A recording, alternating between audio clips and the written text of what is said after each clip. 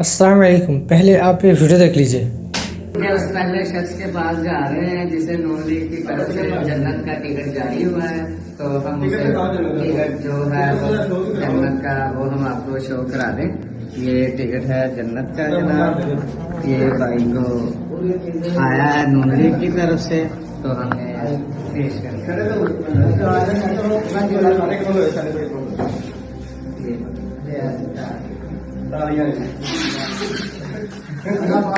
فرشتوں کو حکم دیا کہ یہاں جتنے لوگ اکٹھے ہیں، وہ سب نواز شریف کے ساتھ میں میٹنگ تھی لاہور میں. جب وہ نواز شریف صاحب بڑے مشکل میں تھے تو میں نے کہا جی اللہ تعالیٰ نے فرشتوں کو کہا ہے کہ جو جو یہاں پر یہ بیٹھے ہیں ان سب کے نام لکھ دو، یہ بغیر حساب کے جنت میں جائیں گے. بسم اللہ الرحمن الرحیم. میرے بھائیو، یہ پہلی مرتبہ نہیں ہے، اس سے پہلے بھی ان کے جو بزرگ جو ہیں وہ جھوٹی ٹکٹ جنت کی دیتے رہے ہیں، اور آج یہ پولیٹیکل پارٹی بھی ان کے جھوٹے جنت کا ٹکٹ بانٹنے لگی ہیں. تو میرے بھائیو، یہ جو جھوٹی جنت کی ٹکٹ ہیں ان کے بارے میں آج ہمیں تفصیلی بیان کریں گے انجینئر محمد علی مرزا صاحب. آپ ویڈیو کمپلیٹ اینڈ تک ضرور دیکھیے تاکہ آپ کو پوری بات سمجھ میں آئے. بنا کسی تاخیر کے اللہ کا نام لے کے شروع کرتے ہیں. اب رہ گیا یہ مسئلہ جو تیجے اور 40ویں والا ہے. کہیں سوئم کہا جاتا ہے اسے، 40ویں کو کہیں چہلم کہا جاتا ہے. دیوبندی اس کو اپنی مسجد میں اناؤنسمنٹ کرتے ہیں کہ میت کے لیے انشاءاللہ کل 10 بجے دعا ہوگی. تے ان کے کر کے ہٹے ہو، نماز جنازہ بھی پڑھی جائے، قبرستان دبیا بھی جائے، دعا کی دی جائے. اور بریلوی کہتے ہیں جی کل کا ختم ہوگا، اسے وہ چہلم بھی جو تیجا بھی کہتے ہیں اور سوئم بھی کہتے ہیں. پہلے تو تیسرے دن سوئم ہوا کرتا تھا، نام آج بھی سوئم ہے لیکن ہوتا دوسرے دن ہے. وہ لوگوں کے پاس ٹائم نہیں ہے نا، لوگ رشتہ دار بھی دور دراز سے آئے ہوتے ہیں، وہ کہتے ہیں کام مکاؤ. تو بریلوی اس کو تیجا کہہ کے، سوئم کہہ کے، اور دیوبندی اور بعض اہل حدیث اسے دعا ہوگی کہہ کے کرتے ہیں. باقی اس کے اندر جو کچھ ہوتا ہے نا اللہ کے فضل سے وہ ایک جیسا ہی ہوتا ہے. کاپا پروگرام، کھان پین، قرآن خوانی اور گٹھلیاں اور وہ سارے کے سارے معاملات، اور حفاظ بلائے جاتے ہیں، مدرسے کے اسٹوڈنٹ بلائے جاتے ہیں، اور تلاوت نعت بھی ہوتی ہے، اور تھوڑا یعنی زیادہ ہوگا تو تھوڑا زیادہ نعتیں ہو جاتی ہیں. یہ ساری کی ساری ایکٹیویٹیز ہوتی ہیں. تو ان کا تو دین کے اندر کوئی لینا دینا نہیں ہے، یہ لوگوں نے خود ایجاد کر لی ہے. اس کے اوپر میں ڈیٹیل سے گفتگو کرتا ہوں، لیکن ابھی اذانیں شروع ہو چکی ہیں انشاءاللہ. اذان کے وقفے کے بعد انشاءاللہ، یعنی اذان کے وقفے سے پہلے ہم ڈسکشن کر رہے تھے یہ تیجا، 40واں، 10واں، جمعراتیں، برسیاں، 11ویاں، 22 رجب کے کنڈے، محرم کی نیازیں، میلاد کی نیازیں، سب کی سب یعنی ایکٹیویٹیز خود سے دین میں داخل کی ہوئی ہیں. ان کو خود بھی پتہ ہے. اب تو نوبت یہاں تک آ گئی ہے کہ ایون 40ویں کے کارڈ چھپتے ہیں، جس طرح آپ کے شادی کارڈ ہوتے ہیں، اخبارات کے اندر بڑے بڑے اشتہارات چھپتے ہیں.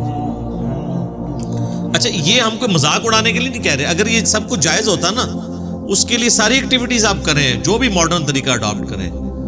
مثلاً اب کسی کا جنازہ ہے اور آپ نے اناؤنسمنٹ کرنی ہے تو ظاہر ہے کہ آپ فیس بک پہ لگائیں، واٹس ایپ گروپس میں شیئر کریں تاکہ زیادہ سے زیادہ لوگ اس کے جنازے میں شامل ہوں. اخبار میں بھی دے دیں، کوئی حرج نہیں. یہ تو ایک دین کی بنیادی ایکٹیویٹیز ہے نا جنازہ پڑھنا. ہم ادر دین وہ باتیں کر رہے ہیں کہ نبی علیہ السلام کی مبارک 3 بیٹیاں جوان شادی شدہ آپ کی مبارک زندگی کے اندر فوت ہوئی. آپ نے کسی کا تیجا، 40واں، 10واں نہیں کیا، بلکہ آپ یہ جو لوگ کر رہے ہیں ان سے صرف سوال پوچھیں کہ نبی علیہ السلام نے اپنی کس بیٹی کا تیجا، 40واں، 10واں کیا، تو آگے اس کی جو شکل بنے گی نا، اس سے آپ آئیڈیا لگا لیں کہ اس کے پلے کوئی شے نہیں ہے. وہ خود ہی کہے گا جی وہ تو کوئی اس طرح تو نبی علیہ السلام نے تو نہیں کیا. تو جو چیز نبی علیہ السلام نے تعلیم نہیں فرمائی وہ آپ نے خود سے دین کے اندر داخل کی ہوئی ہے، اور باقی لوگوں کو اتنا پابند کر دیا کہ جو نہیں کرواتا وہ کہتے ہیں دیکھو جس کا باپ مر گیا، اس کی ماں مر گئی، اس نے تو کچھ بھی نہیں کیا. اور پھر مدرسوں سے باقاعدہ، اب مجھے نہیں پتا، کئی سال پہلے تک تو یہ جب ہم چھوٹے چھوٹے تھے اس وقت 300 روپیہ تقریباً ریٹ تھا، پھر بڑھتے بڑھتے اب تو شاید 1000 روپے تک پہنچ چکا ہو ریٹ ایک قرآن کا. اور مجھے تو لگتا ہے یہ 1000 روپے میں بھی سستا ہے قرآن اگر دیکھا جائے. ہو سکتا ہے 3 دفعہ سورہ اخلاص پڑھ کے ہی آپ کو دیتے ہوں ایک قرآن. تو یعنی قرآن اس لیے نازل ہوا تھا کہ آپ مردوں کو زبردستی اللہ سے بخشوائیں گے اس کے ذریعے؟ آپ کے پنجاب میں ایسی جگہ بھی ہیں جہاں پر 40 دن کے لیے خیمہ لگ جاتا ہے قبر کے اوپر، اور شفٹوں میں حافظ قرآن پڑھ رہے ہوتے ہیں، اور ان کا یہ عقیدہ ہے کہ بھی جیسے ہی لوگ یہاں سے ہٹتے ہیں نا، پھر فرشتے آتے ہیں سوال کے لیے. وہ کہتے ہیں 40 دن آتے رہیں گے تنگ آ کے چھوڑ ہی دیں گے. ہاں ٹھیک ہے نا، وہ 40 دن پورے کرواتے ہیں. اس لیے میں کہتا ہوں کہ جی قرآن تو امتیوں نے ایسا پڑھا ہے کہ نعوذ باللہ صحابہ کو بھی شرمندہ کرے. بھئی کسی صحابی کے مرنے میں تو 40 دن تک تو قرآن نہیں اس کی قبر میں پڑھتا ہوگا. یعنی امت نے سلف کو بھی شرمندہ کر دیا ہے، خلف نے سلف کو شرمندہ کر دیا ہے، اتنا زیادہ قرآن پڑھا ہے. اور ان لوگوں کی قبروں پہ جنہوں نے اپنی زندگی میں قرآن کو اتنا سیریس نہیں لیا کہ وہ قرآن پڑھ کے دیکھیں کہ اللہ تعالیٰ ہم سے کیا ڈیمانڈ کر رہا ہے. ان کے بارے میں تو اکثریت کی تو یہی حالت ہونی ہے جو سورۃ الفرقان میں آیا ہے آیت نمبر 30 کے اندر، وقال الرسول یا ربی ان قوم اتخذوا هذا القرآن مہجورا. رسول اللہ شکایت کریں گے کہ میری امت نے قرآن کو پیٹ کے پیچھے ڈال دیا تھا، میری قوم نے قرآن کو پیٹ کے پیچھے ڈال دیا تھا. صحیح مسلم میں حدیث ہے، القرآن حجت لک او علیک، یا قرآن تیرے حق میں حجت ہوگا یا تیرے خلاف حجت بنے گا قیامت والے دن. تو یہ بڑا خطرناک معاملہ ہے. بھائی قرآن آپ نے خود کھول کے دیکھا نہیں ہے. بڑا کہا جاتا ہے کہ قرآن سب سے زیادہ پڑھی جانے والی کتاب ہے، لیکن قرآن سب سے زیادہ بغیر سمجھ کے پڑھی جانے والی کتاب ہے. یہ اس کا تاریخ پہلو ہے. آپ کوئی اخبار اور میگزین بھی بغیر سمجھ کے نہیں پڑھتے. آپ دیکھیں پرانے زمانے میں جو بوڑھے پڑھے لکھے نہیں ہوتے تھے نا، تو وہ دکانوں پہ جا کے نا کوئی ایسا بندہ ڈھونڈتے تھے جو اردو پڑھ سکتا تھا، تو اسے اخبار دے کے کہتے تھے کہ پڑھ سنا آج کیا خبر میں ہے.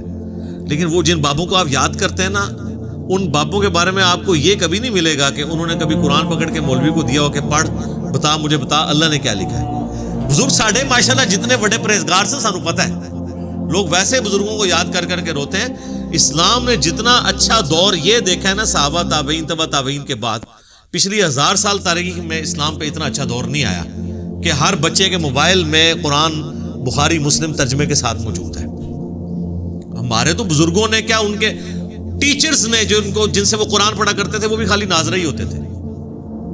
صحیح بات، ان کو پتہ ہی نہیں تھا کہ قرآن کے اندر کیا لکھا ہوا. بہرحال یہ یعنی اس طرح کی رسومات چل رہی ہیں. اور باقاعدہ آپ دیکھیں میت کے اوپر وہ سوگ کرتے ہیں. سوگ تو ٹھیک ہے، بخاری مسلم میں حدیث ہے کہ میت کے اوپر 3 دن سے زیادہ سوگ نہیں ہے، سوائے بیوی کے وہ اپنے خاوند کے مرنے پہ 4 مہینہ اور 10 دن سوگ کرے گی. 3 دن سوگ کرنا ہے آپ نے، بالکل وہ تو درست ہے. لیکن وہاں جا کے وہ پھر الفاتحہ کہتے ہیں، اور ایک دفعہ سورۃ الفاتحہ، پھر 3 دفعہ سورہ اخلاص پڑھ کے تو مردے کو وہ اصالہ ثواب کرتے ہیں. اور جتنی دفعہ کرتے ہیں وہ مطلب وہ کر کے کرتے ہیں. دعائیں مغفرت کریں آپ، میں نے دعائیں پہلے بتائی ہیں. اس طرح قرآن پڑھ کے بخشنا تو ثابت نہیں ہے. اور اولاد اگر خود پڑھ رہی ہے قرآن تو وہ آٹومیٹکلی ثواب ملے گا. اولاد کو تو بخشنے کی ضرورت بھی نہیں، اور اس کے لیے ماں باپ کا مرنا بھی ضروری نہیں، زندگی میں بھی ان کو ثواب ملے گا. پھر وہ کلمہ بھی پڑھا جاتا ہے. کہتے ہیں 70,000 دفعہ کلمہ جس نے اپنی زندگی میں پڑھ لیا وہ بخشا گیا. اور کئی جو بوڑھیاں ہیں بوڑھے ہیں انہوں نے اپنے لیے پڑھ کے رکھے ہوتے ہیں، اور ایکسٹرا پیکج بھی بنا کے رکھے ہوتے ہیں. انہوں نے اپنے کوئی قریبی فوت ہو جائے نا تو اس کو کہتے ہیں یار یہ میری طرف سے 70,000 دفعہ، مراد یہ کہ یہ لے جنت کا ٹکٹ. یہ دیکھیے ابھی اور یہ بڑے بڑے ذمہ دار علماء نے یہ کام کیا. آپ فضائل اعمال ذرا کھول کے دیکھ لیں، اس کے اندر ایک واقعہ موجود ہے. نبی الاسلام کی وفات سے آلموسٹ 650 سال کے بعد کا یہ واقعہ ہے، کیونکہ وہ شیخ قرطبی جو ہیں وہ ان کا ٹائم پیریڈ یہی بنتا ہے. وہ کہتے ہیں جی شیخ قرطبی کا بیان ہے. شیخ قرطبی کو بھی بیچارے کو نہیں پتا ہوگا، اس کی طرف ایک منسوب ہے.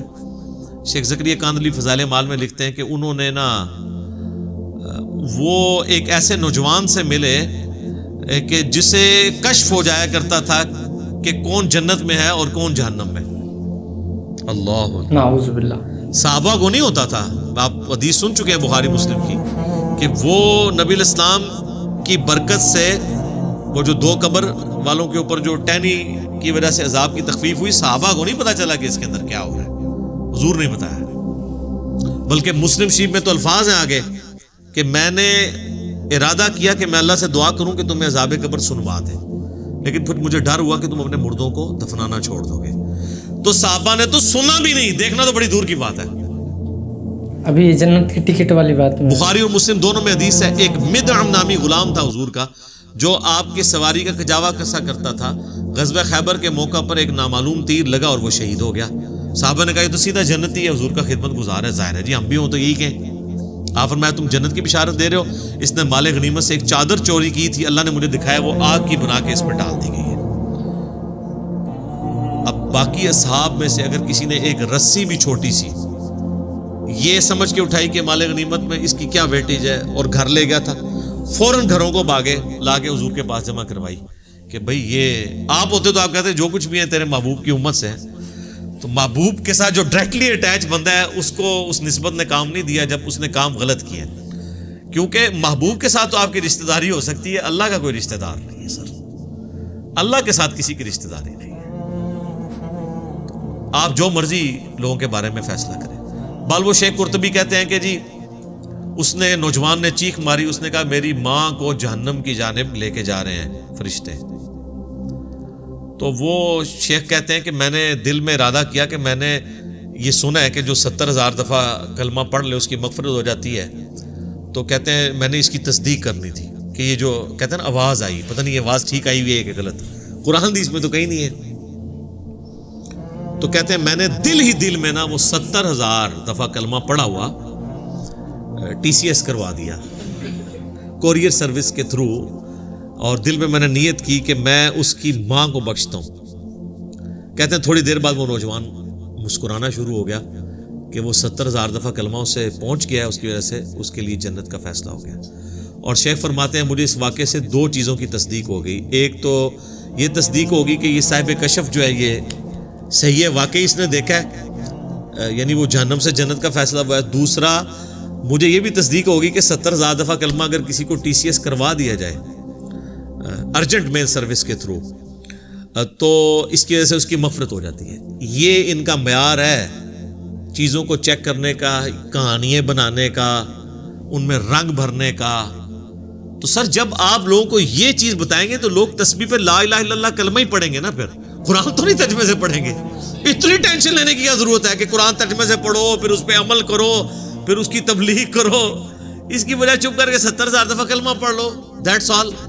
اور آپ پڑھ لو اور سب کی طرف سے ایک دفعہ پڑھ لو, عیاشی کی زندگی گزارو, جنت کا ٹکٹ مل گیا. کس غیر محسوس طریقے سے انہوں نے امت کا جنازہ نکالا ہے. اسی کی آپ باقیات آپ دیکھ لیں, پھر لے کے بیٹھے ہوتے ہیں گٹھلیوں پہ, وہ کہتے ہیں 1.25 لاکھ دفعہ آیت کریمہ, 1.25 لاکھ دفعہ جناب کلمہ. اور پھر باقاعدہ جب دعا ہو رہی ہوتی ہے تو اس میں بتایا جاتا ہے کہ اتنے قرآن, اتنا کلمہ, اچھا جی, اور پھر یہ بتایا جاتا ہے جی تیسرا کلمہ اتنی دفعہ, تیسرا کلمہ اللہ سے آتا ہے نا, پہلا کلمہ اتنی دفعہ, دروشی بھی اتنی دفعہ. اور جو بیچ میں کچھ لچ تلنے والے ہوتے ہیں نا وہ دعا کے دوران بھی کہہ دیتے ہیں کہ جی 1000 دفعہ جو ہے نا سورہ اخلاص میری طرف بھی پاؤ, کیونکہ انہوں نے پڑھا ہے یا نہیں ہے, مان وہ انہوں نے کرنا اس لیے ہوتا ہے کہ مطلب وہ جو لواحقین ہیں ان کو پتہ چل جائے کہ اس نے بھی لچ طلب ہے. اور بعض اوقات تو پوری لسٹ بن کے آتی ہے نا, اس میں نام بھی پڑھے جاتے ہیں کہ اس نے یہ کیا, اس نے یہ کیا, اس نے یہ کیا. تو اگر کسی کا نام سکپ ہو گیا تو وہ اس طریقے سے بھی اپنی انٹری لگواتا ہے. جو لوگ ظاہر ہے کہ جی بغیر وضو کے صرف رشتہ داری نبھانے کے لیے جنازے پڑھ دیں, ان سے آپ کچھ بھی ایکسپیکٹ کر سکتے ہیں. یہ جتنے پولیٹیکل لیڈرز ہوتے ہیں آپ دیکھیں کتنے صحافی وہاں پہنچے ہوتے ہیں, بس وہ اسی طریقے سے پڑھ دیتے ہیں کہ بس ٹھیک ہے ایک حاضری لگوانے کے لیے آئے تھے. اسی آپ دیکھیں جنازہ پڑھنے کے بعد وہ ڈھونڈ کے بندے کو مل کے جاتے ہیں کہ بھی تاکہ اس کو انشور کریں کہ ہم نے جنازہ پڑھا ہے. حالانکہ وہ اس کو دعا جنازے کی سن لینا تو اکثر لوگوں کو نہیں آتی ہوتی, تو کیا پڑھ کے گیا وہاں سے, وہ صرف حاضری لگوانے کے لیے آتے ہیں. تو یہ ساری ایکٹیویٹیز جو ہے نا دین کے اندر خود سے انہوں نے انجیکٹ کی ہیں, اس کی کوئی دلیل موجود نہیں ہے. تو میرے بھائیو امید ہے کہ آپ کو یہ ویڈیو پسند آئی ہوگی, اور یہ جو بڑے بڑے علماء ہیں یہ جنت کا ٹکٹ یہاں پہ بانٹ رہے ہیں, یہ پولیٹیکل لوگ, اور ان کے علماء سب خاموش بیٹھے ہیں. تو اللہ تعالیٰ ان کو ہدایت دے, اور امید ہے کہ آپ کو یہ ویڈیو پسند آئی ہوگی. اگر ویڈیو پسند آئی ہے تو لائک اور شیئر ضرور کیجیے, اور ہمیں سپورٹ کرنے کے لیے سبسکرائب ضرور کیجیے. ملتے ہیں نیکسٹ ویڈیو میں انشاءاللہ. السلام علیکم ورحمۃ اللہ وبرکاتہ.